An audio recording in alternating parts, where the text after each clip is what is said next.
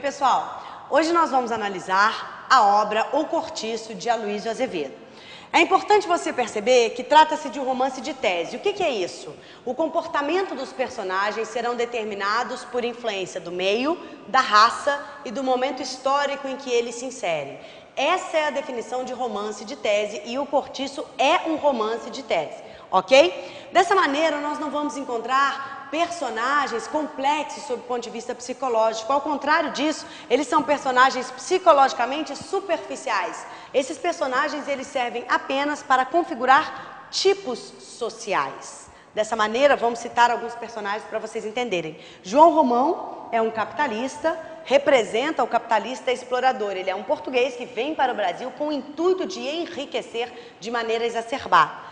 Vive com ele a Bertoleza, uma escrava que pensa ter comprado a sua liberdade e que representa o trabalhador escravo. Existe também o Miranda, que é um português, só que esse português já representa a burguesia. Ele mora em um sobrado, ao lado do Cortiço. Jerônimo, um outro português que também vem para o Brasil, é um trabalhador bastante disciplinado. Representa, portanto, esse tipo social. A Piedade, que é a mulher do Jerônimo, representaria a típica mulher europeia. E a Rita Baiana, a mulata sensual do Cortiço, representaria a mulher brasileira. Todos esses personagens são personagens configurados como tipos sociais. Não são complexos sob o ponto de vista da sua psicologia e nem são personalidades muito individuais. Tudo bem? Mas é importante que vocês percebam que o personagem principal da obra não é nenhum deles, mas sim o Cortiço. Se o vestibular perguntar isso para você, diga que o Cortiço é o personagem principal. Porque as ações acontecem no Cortiço de maneira tão dinâmica que ele acaba ganhando vida, tal como um personagem. E como o naturalismo é uma escola que prefere falar da coletividade, nada mais coerente, portanto, de valorizar o coletivo, que é o Cortiço.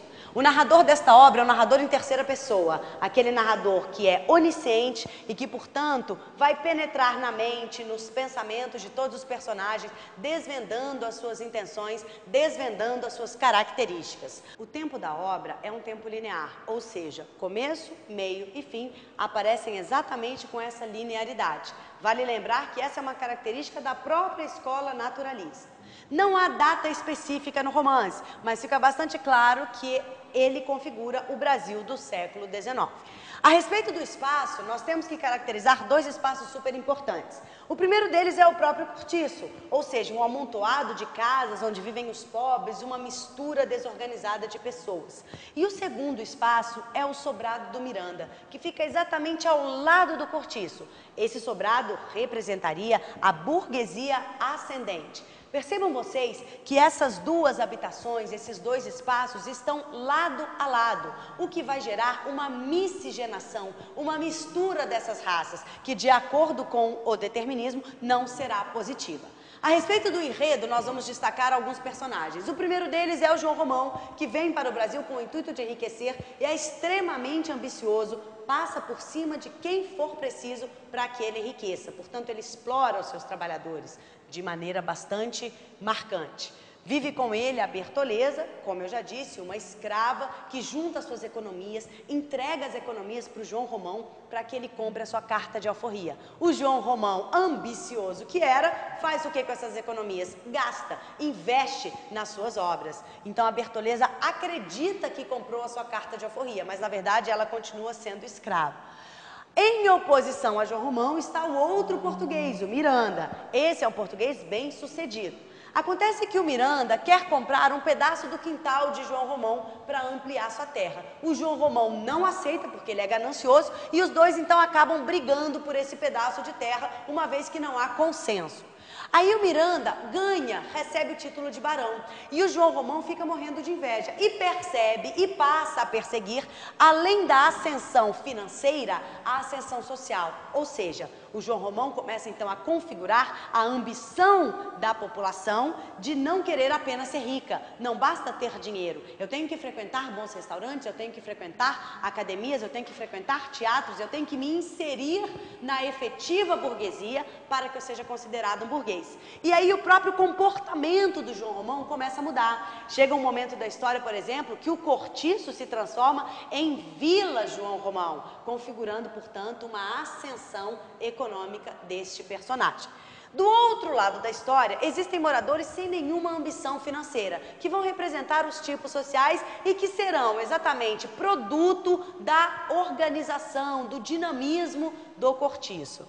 Temos a Rita Baiana, a mulata, sensual, que promove os pagodes para os moradores. Todos os homens acabam se apaixonando, caindo nos encantos das suas danças. A Piedade, a portuguesa, que é casada com Jerônimo, mulher recatada, dona de casa, boa cozinheira, bastante quietinha. E o Jerônimo, português, que vem para o Brasil, inicialmente era um trabalhador bastante assíduo. Acontece que ele é um exemplo claro de que a má influência do meio pode ocorrer sobre o homem. E no caso dele, ocorre. De trabalhador assíduo, de trabalhador compenetrado, de trabalhador organizado, o Jerônimo passa a ser um trabalhador displicente, passa a ficar preguiçoso, passa a não querer trabalhar. Tudo isso fruto do meio. Ele dizia que o calor dos trópicos tiravam-lhe as forças do corpo.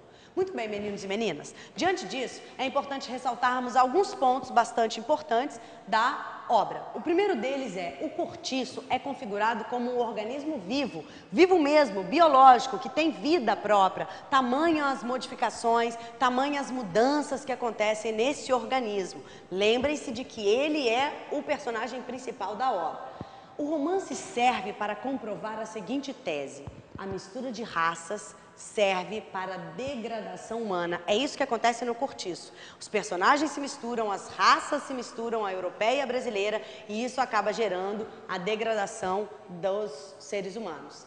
Há também uma crítica às enormes diferenças sociais, já que a gente trabalha com as classes baixas e a burguesia, e a ambição por essas classes do desejo de ascender socialmente.